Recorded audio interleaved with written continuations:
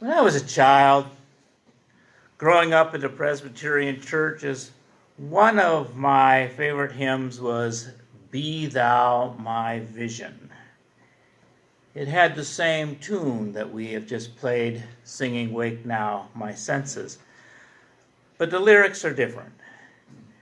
They're, "Be thou my vision, O Lord of my heart, naught be all else to me, save that thou art.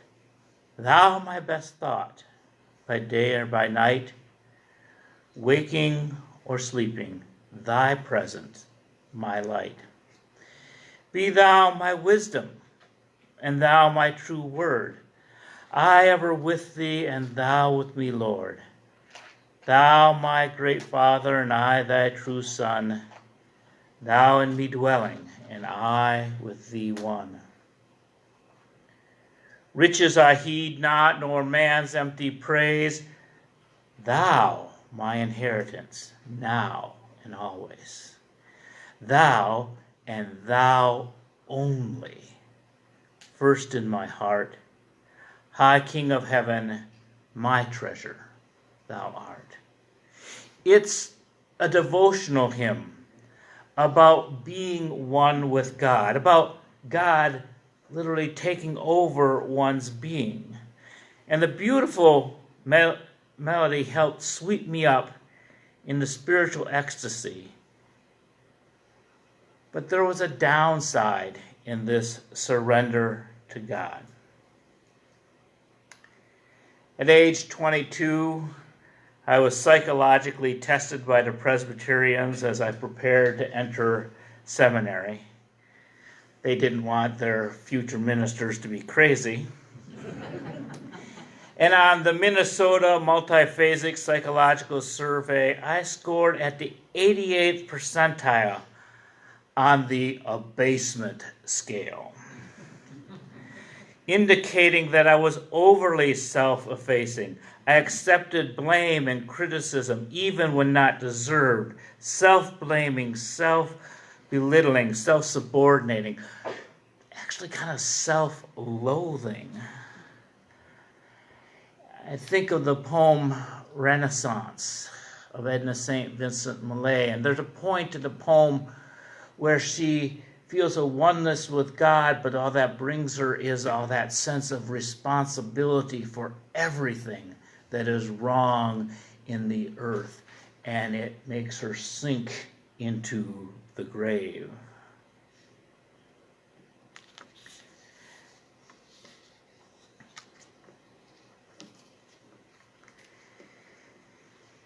In 1992, I returned to the same testing center. It seemed that the Unitarian Universalists also wanted to see if I was too crazy to be a minister. But I had completed a Master's of Divinity, which liberalized my theology, and I had completed a Master's in Social Work, and I had worked in hospice, which gave me more compassion for myself and others. I experienced some of the Renaissance that Edna St. Vincent Millay felt in her poem. My abasement score had come down to the 45th percentile, well within the normal range. I no longer considered myself a wretch who needed amazing grace, yet I kept enough humility to keep from being a sociopath. I was a Unitarian Universalist, and in their hymnal was my favorite hymn tune, but it was given new words. Wake now my senses was not a prayer for God to take over my senses. It was asking to have my own strengths revealed. I was no longer asking for Jesus to take the wheel. I was learning to drive and set my own course in life. Wake now my senses and feel the earth call. Feel a deep power of being in all. these lines touch my transcendentalist heart, to stand in nature and to feel one with the earth and the sky, like a tree bridging the gap, stretching to infinity, yet rooted in reality, feeling the transcending mystery and wonder of the interdependent web of which we all partake. Keep with the web of creation your vow, giving, receiving, as love shows us how. From stardust we emerge, and then like stardust fall to earth, mingling all that has been to create some life yet to be. During the time between birth and death, we give and receive in many ways. We have been blessed and we bless. Learning to do this gracefully is love. Love is sometimes holding tight and sometimes letting go. Embracing, releasing, needing and fulfilling simultaneously. The second verse of this hymn speaks to the humanist in me. Wake now, my reason, reach out to the new. There is always more to learn. We study things with our minds, the touch of our fingers, our vision, the sound we hear, are all interpreted in the mind, processed by the brain, connected by logic to other knowledge. Join with each pilgrim who quests for the true. We need to consult with others to puzzle out the truth, for none of us have all the pieces. And some of the pieces probably never will be found. But together we can form a partial picture. And because we only have a partial picture of reality, we do as the song says. We honor the beauty and wisdom of time. We suffer the limit, but praise the sublime. The third verse stirs the social worker in me. Wake now, compassion. Compassion, empathy, concern is critical to civilization. It is said that the first healed femur is the first archaeological proof of civilization. Not the wheel, not spear, not tools, not cave paintings, but the evidence that someone was cared for after they had broken a leg, and that the nomadic ancestors did not just leave them in the wilderness to die. They stopped and cared so that they could heal. That is the first sign of civilization. Compassion is what keeps one from going to war. Compassion is realizing that there are things more important than personal greed. This song has been important to me for years. In 1995, at my ordination service, I used both hymns, Be Thou My Vision and Wake Now My Senses. I broke them up into couplets of verses and sang them throughout the service. And it showed my transition from Christianity to this more inclusive faith. On September 23, 2001, My installation service was held at the UU Fellowship of Winston-Salem. It had been planned for months. The date had been picked. But 2 weeks before the ceremony, a plane crashed in Pennsylvania and into the Twin Towers in New York and into the Pentagon. That disrupted my schedule. The weeks following were full of pastoral care, public ministry. I was busy going on TV, making public statements, doing interfaith services. I was wearing my professional face, doing my professional duty as a minister.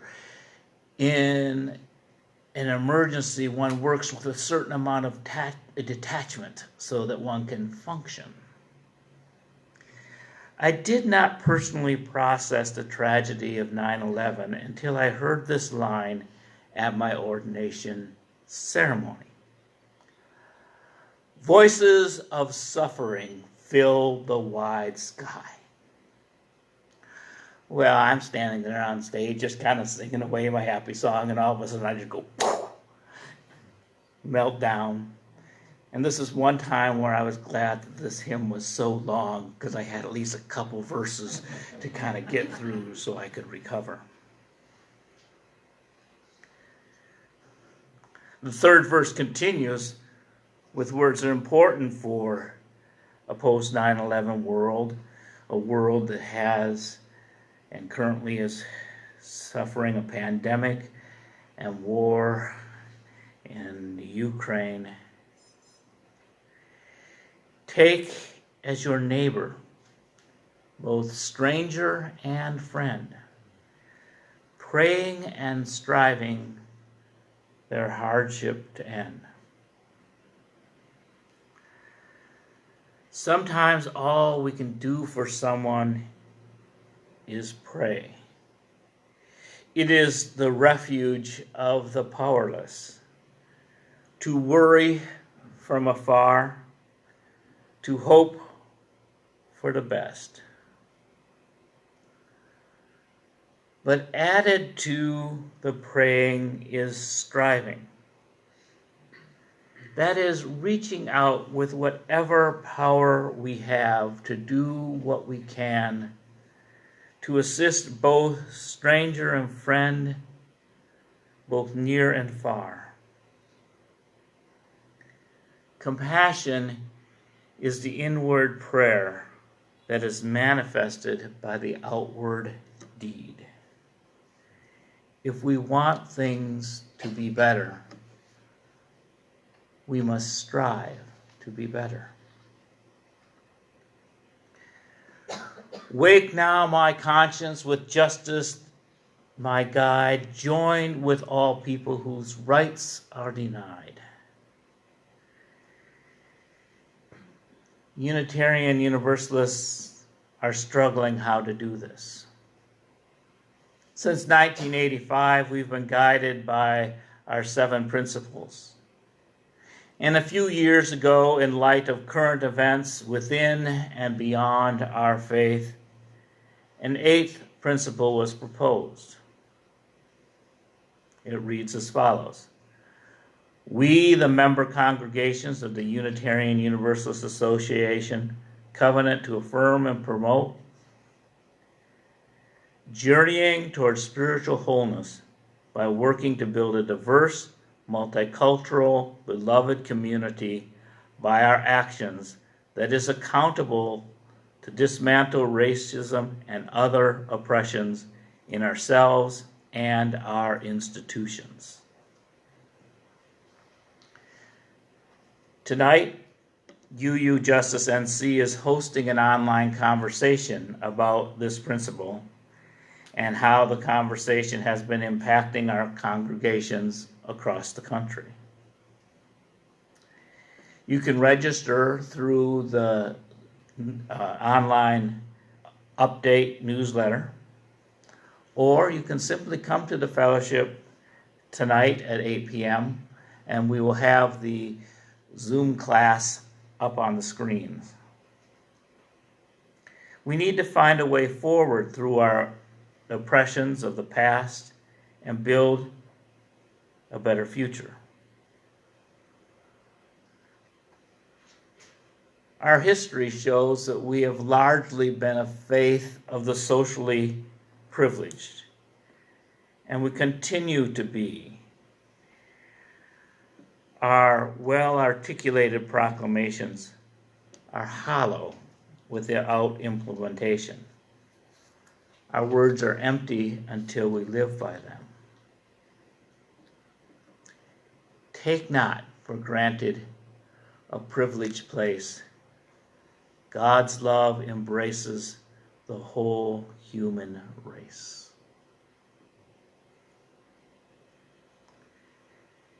Some are glad to hear that the UU version of this hymn mentions God, and some are troubled by it.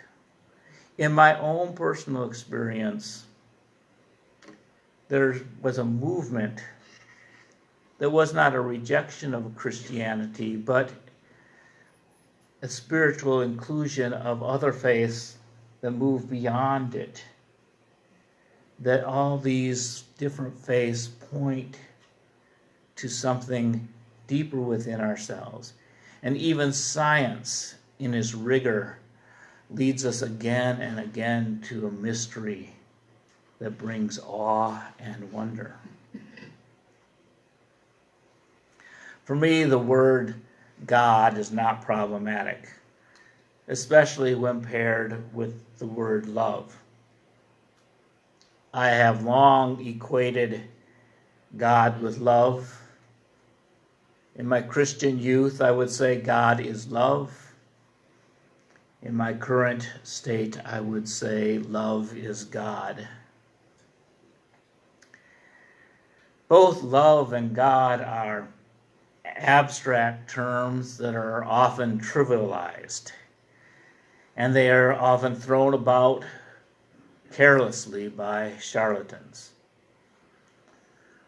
I personally see a red flag when people promise me love or God. I wonder what the real agenda is. I was helped in my journey by theologian Mary Daly. She argued that God is not a noun, not a person, place, or thing, but a verb, an action that animates one's life. God is not an object of worship, a ruler to submit to, in the same way that love is not a Valentine, a box of chocolates, or a diamond ring. Love and God are what one does, embracing the whole human race. The final verse is a call to action. It mentions ministry, which applies to me as a minister, but it's sung congregationally because it applies to every human. The root word of ministry is service. Each of us have a duty to others, a service that we can provide to the world. We are called to nurture the gifts that we have been given and then to give them away. The demands of day-to-day living are intense. There is always something interrupting, disrupting, or corrupting us. Intensity overruns our best intentions. Data overload can cause us to crash,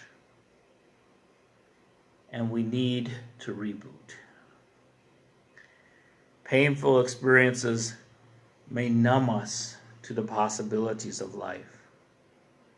We settle into being comfortably numb instead of sharing our feelings with others.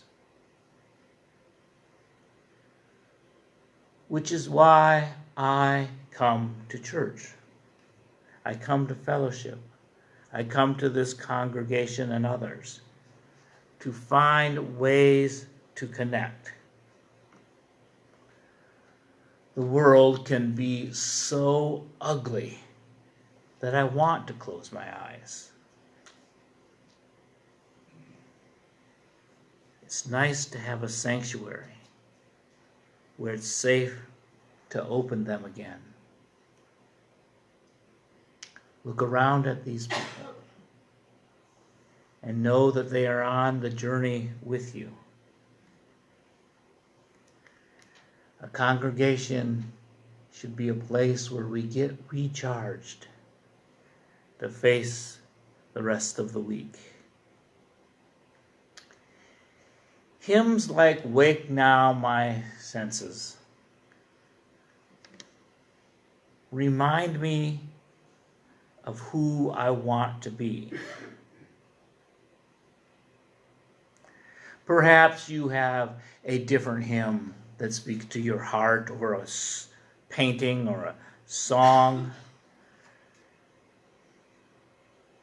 that you return to. Something that reminds you of your higher self. And I hope that after service, you share that with me or with somebody else. Let us share what makes meaning in our lives. Perhaps what brings meaning to you will bring meaning to someone else. And as you listen to understand someone else's story, it may inform you about your own. I conclude with the last verse of my favorite hymn. It has served me well over the years. I hope it is a service to you. Wake now, my vision of ministry clear. Brighten my pathway with radiance here. Mingle my calling with all who will share. Work towards a planet transformed by our care. May we bless and be blessed.